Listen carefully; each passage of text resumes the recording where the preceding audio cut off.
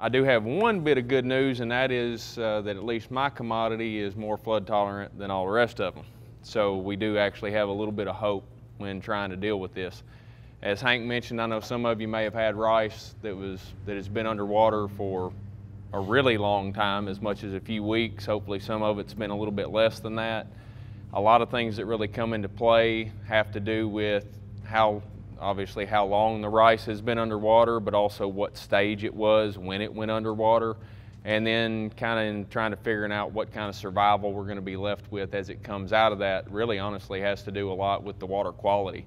If it stayed moving quite a bit, so it stayed fairly well oxygenated, that helps a lot. If it's fairly clear water, so we get light penetration through it, the rice will keep going. And honestly, we're going to see a lot of stretched rice. Probably not a great deal of advancement in maturity through adding more nodes, but it's going to be a lot taller than it was when it went under. And as this water backs down, it's going to lay over into a mat. That's what you're going to see as it falls back. But in reality, the worst thing we can do is completely pull the flood off of this rice when it comes down. There's got to be at least a skim of water left on it as we back it down.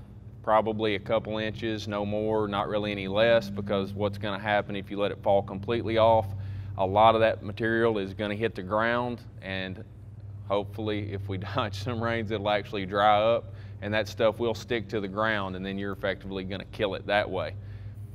If you keep a skim of water on it, within honestly 3-4 days, when that water comes down, it's still green rice at that time. In about 3 or 4 days, it's going to be standing up, believe it or not, regardless of how bad it looks. The only time I'll tell you that it won't, if you walk out there and you have even if it's green, if you have a pretty good rotting smell to it out there, then we may be in trouble. We did see some of that last year from rice that went under. Even though we felt like some of it might recover, it had obviously been submerged for too long, and we'd kind of gone just a little bit too far. But that is really what we're hoping to get, is the water down just early enough where we haven't gone that far, and then we will actually be able to stand it back up. So as soon as it does start to stand back up, that's actually when you do want to completely drain it the rest of the way and let it dry up and let that rice recover and finish rooting down and do what it needs to do. And then obviously before it goes to drought stress, then we're going to be ready to come back. And a lot of this depends on your exact stage, whether it was early when it went under, it was pretty small, or if it was actually already, knee-high or larger at the time it went under, and what you've done to it at that point. That's really what we can hope to expect when it comes back down. Again, it will recover pretty well and can stay underwater. Now, we don't have anything in the U.S. that has the deep water trait in rice. That's not something we have that exists in Asia. But if you actually took a rice plant and put it in a 50-gallon barrel and started pouring water in there and filled it up to the top where it covered it, it'll stretch and grow out of it, and it'll keep trying to do that. It's all about that water quality and everything. We've actually done that a few times, and you'd be surprised how much it'll stretch to try to get out of it and get out of that standing water. So there is, like I said, there's some hope there. And with that, that's kind of the general expectation. I'm probably more interested in trying to answer your specific situations and what you think you might run into. Does anybody have anything specifically? Hank? Is this going to change the maturity of the crop that's been stretched? Is it going to start all over again? Is that a potential that could happen after this rice has been under that long? The question is the flooding going to change the maturity of the crop or where it goes from here? And for the most part, no. When it comes off and we actually let it fall back and let it stand back up and get going again, now again, some of that is dictated by what stage it was when it went under. And for the record, we have seen small rice, especially the smaller the rice, the more favorable it is, but we've seen small rice go under for as long as 21 to 28 days, where we had it completely written off and pulled the flood back, and it's still there, still alive, and just acted like it was kind of just frozen in time, and then it took back off again. So as long as it stands back up, then we're fine. It's going to proceed like normal.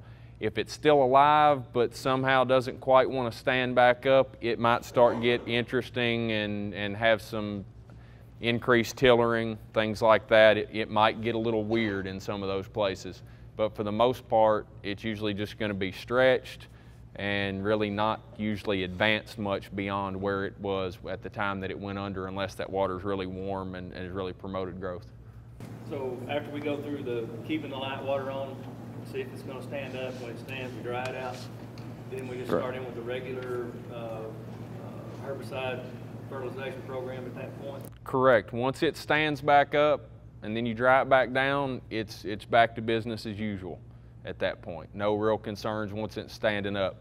But you've got, absolutely, you have to respond to that rice crop and not try to make it do anything. I said, you know, roughly 3 or 4 days. You'll know pretty quick within a couple of days whether it's going to try to stand back up.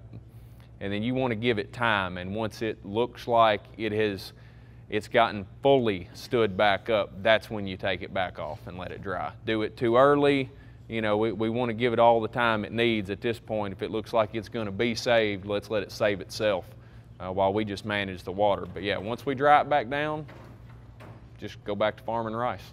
That's about it. I mean, again, depending on what stage it is and what you've already done, move to the next step in line. Are we, you know, some of this, are we going to miss the tillering part because it's been under for so long? You know, the DD50, you have the absolute cutoff of nitrogen. How's that going to impact this crop here? Well, the question is how's the timing going to be impacted for our management practices, and it's field by field where we were and where we are, and all we can do is best case management at that point. If we're already, if we didn't get any, you know, our pre-flood timed nitrogen out, and that's when it went under, and we take it back off and you split stems and you're at mid-season, I can't sugarcoat it, we've lost yield at this point.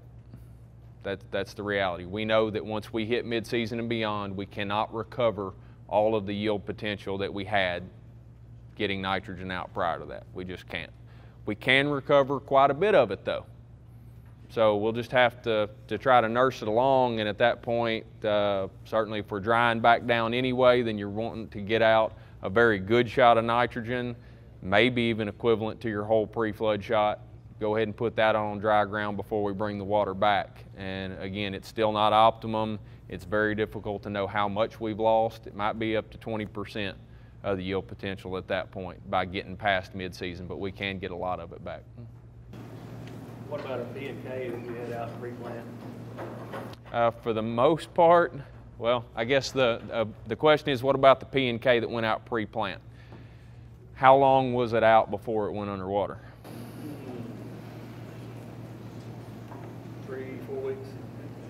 For the most part, you should be just fine. If it's been out for a few weeks, P&K, it should be pretty well incorporated at that time.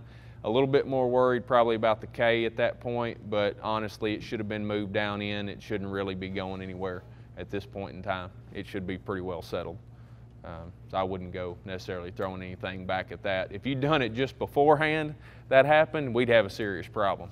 And there's still the potential that with, I think Jason mentioned some of the topsoil and Tom talking about some of it moving around and changing some of the herbicide that's out there and what's there. It's going to change a little bit of that too. I'm not saying it's all 100% there, but for the most part, it should have been moved down now, where it's most of it's not going anywhere. What about the fields we use chicken litter? Same thing. Kind of the same thing. Did you incorporate it, or was it on top? Yes. Yeah, yes, okay. Farming in this valley this spring too. Yeah. The question was same thing with poultry litter, and the answer is yes. It's obviously a better situation if it was incorporated than if it was just laid on top, but you got some of both in the same field. So, right. There you go. What about weed control, Jarrod? Would you horse it real hard, or would you let it recover a little bit before you spray that real hot on the rice? The question is herbicides, hitting it with anything too hot right out of the gate, and the answer is absolutely not. We've got plenty of stuff out there that's a lot more gentle on the rice. Hopefully there's most of the weeds that would have been under will not survive a flood as well as the rice will. So there shouldn't be much of that out there, which means we can go with some of the more gentle products, try not to hurt it. I'll actually throw out a few things just because I've looked at them here in the last week or so in the Delta. You've probably heard the term delayed phytotoxicity, delayed phytotoxic shock, whatever you want to call it.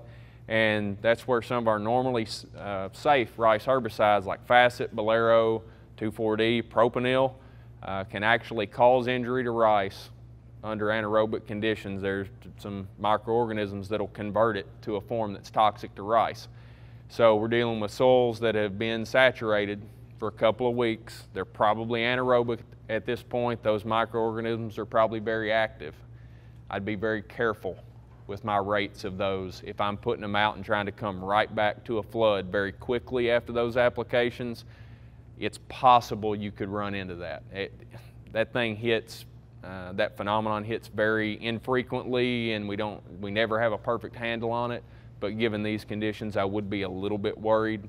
So there's still some care to be had there. I just wouldn't go with extremely high rates of those products and turn right back to a flood within a couple of days. I think that increases our risk of some injury there. But you know, going with a really hot rate of propanil or something like that, or going with sharpen or anything like that right now, I don't think a burner is really what we need at this point. You shouldn't have much out there that you're going to need to burn anyway, we hope, unless we're starting to get pigweeds that can survive underwater, which.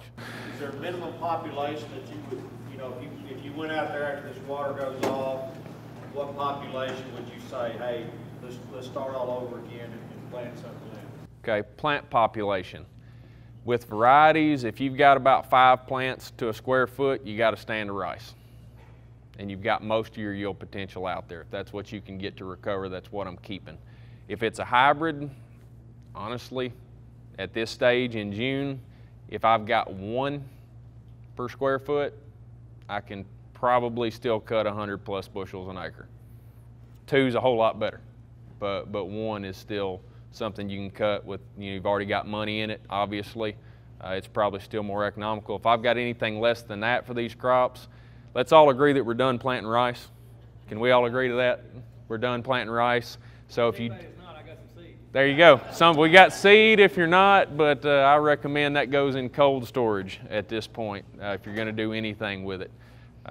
If not, if you've got a smaller population than that, or obviously if it to stand up because it has been under too long, it's time to go to soybeans or something else, whatever product you've got, whatever commodity you want to go with. But I would hope at this point that it's not rice.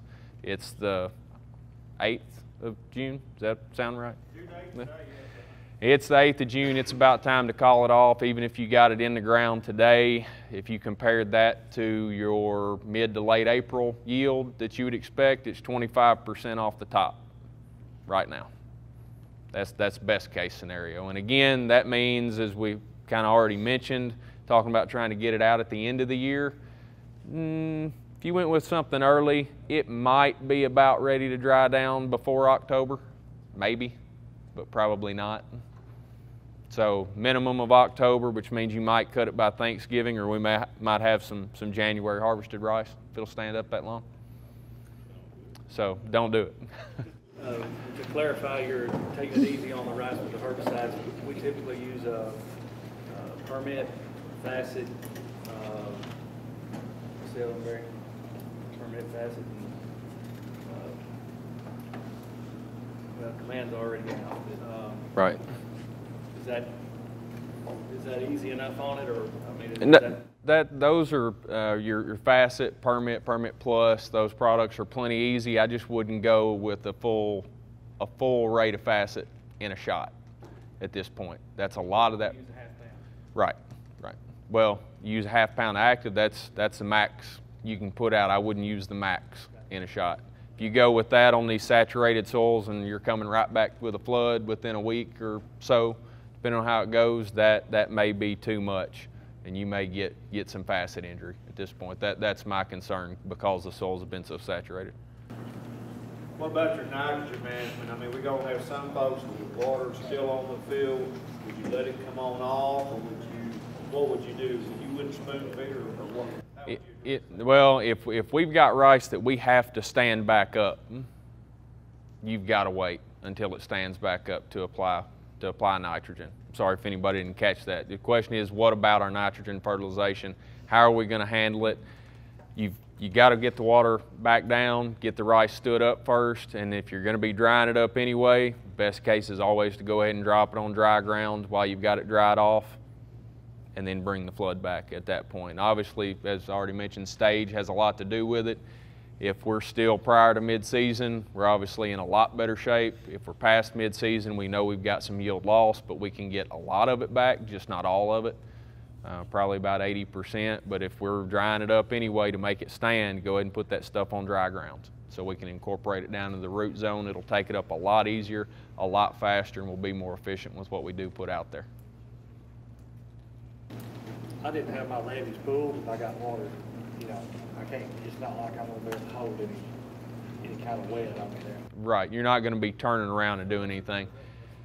Okay, if you're in a situation where, and actually in some fields where you do have your levees up or did, and you were sitting there ready to go, when this water comes down, they're going to be washed pretty bad. You might not be immediately ready to come back with a flood regardless. Pumps are all pulled too. Right. So if you're not ready to go, or as it comes down, you know you can't immediately come back. If that rice is ready for nitrogen, and hadn't looked at the detailed forecast, I think into this week there might be some rain chances, stuff like that. It's going to be important for us to at least get some shot of nitrogen out there. Urea plus NBPT, 100 pounds of it, I probably wouldn't go any higher than 150 pounds. If that's what we're doing, is trying to just get some out there, get it out there. It'll get incorporated with rain, hopefully.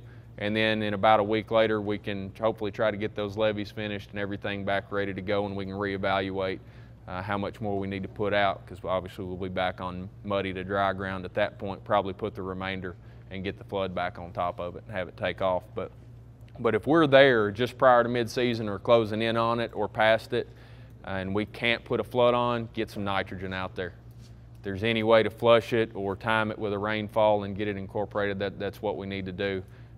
For either one of those, you can go with ammonium sulfate, or you can go with urea treated with NBPT, and just get something out there to it so that it'll take off growing as early as we can. I understand there's a little bit of a shortage of ammonium sulfate because there's no movement on the river. Correct.